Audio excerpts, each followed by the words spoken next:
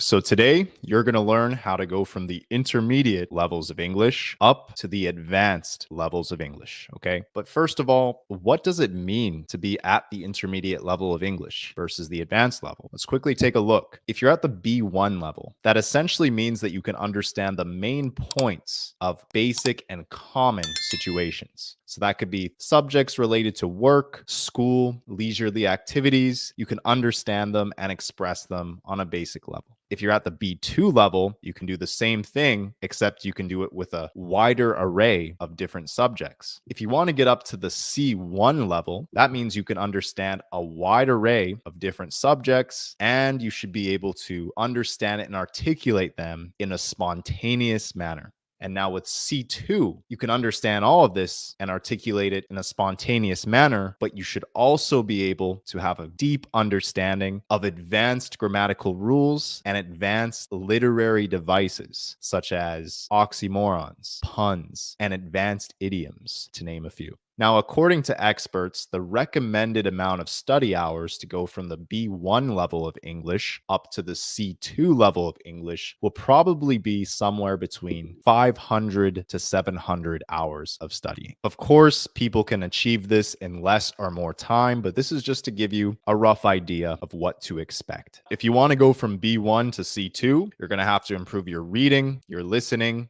your writing, your speaking, your grammar, and your vocabulary. So let's dive into them.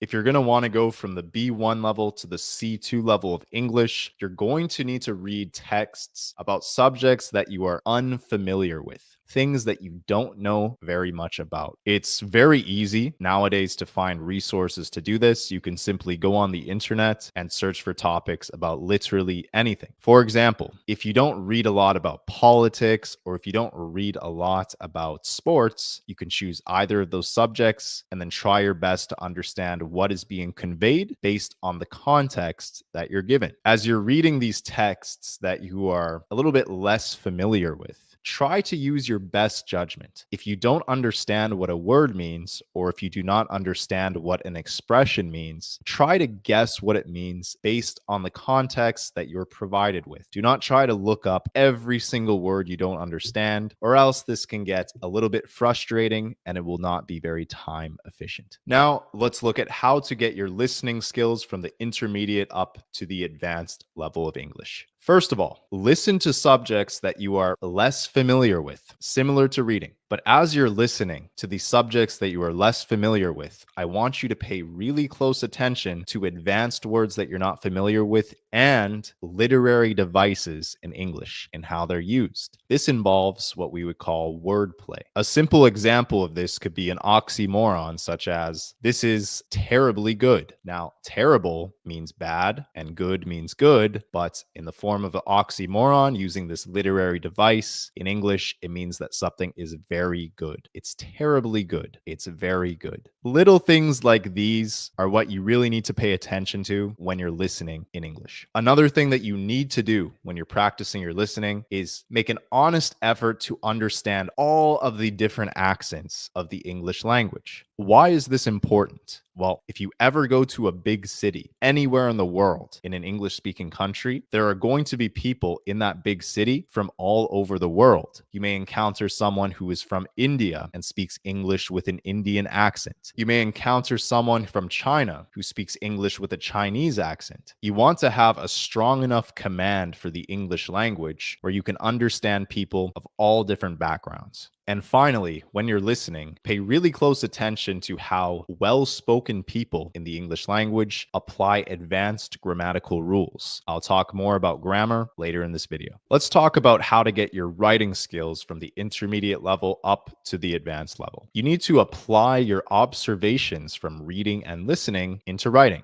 A very easy way to do this and to apply your writing skills is by expressing and forming an opinion about what you just watched or what you just read. As you're expressing and forming your opinion, make an effort to actually try to apply the new vocabulary words and idioms that you've learned when you were reading and when you were listening. This may seem small, but it's actually really important. If you physically apply the things that you've learned, and if you physically use words that you are unfamiliar with, it will be very difficult to forget after using them enough times. This somewhat ties in with speaking. So, how can you get from the intermediate to the advanced level of speaking in English? It's a similar concept to writing. You really need to physically apply, you need to physically speak the words and the expressions that you learned when reading and when listening. But in addition to this, try to use synonyms to the words that you already know and the expressions that you already know to avoid sounding too repetitive.